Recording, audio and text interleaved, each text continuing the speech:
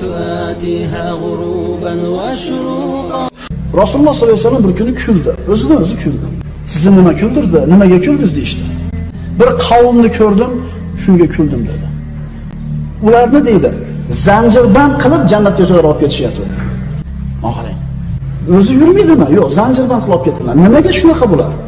Kimdir Alloh taoloni bergan ne'matlarini ko'rib egiladi, kimdir Alloh taolo boshiga imtihon solib qo'yganidan keyin egiladi. Kimdir Alloh taoloni bergan ne'matlarni ko'rib egiladi Allohga ixtiyori bilan. Kimdir boshiga musibat keladi, imtihon kelganda egiladi. Demak, bular kimlar ekan?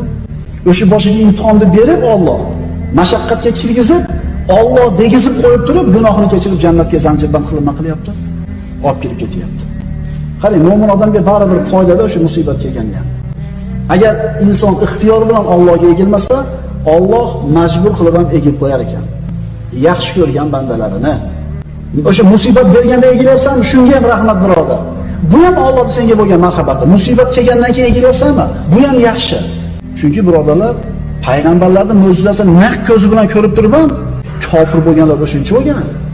Alloh taolo musulmon g'ofil bo'lib, dunyoga berilib, Allohni esdan chiqarib qo'yayotgan paytda bitta dard berar ekanda, yana qaytarib qo'yar ekan o'zini joyiga.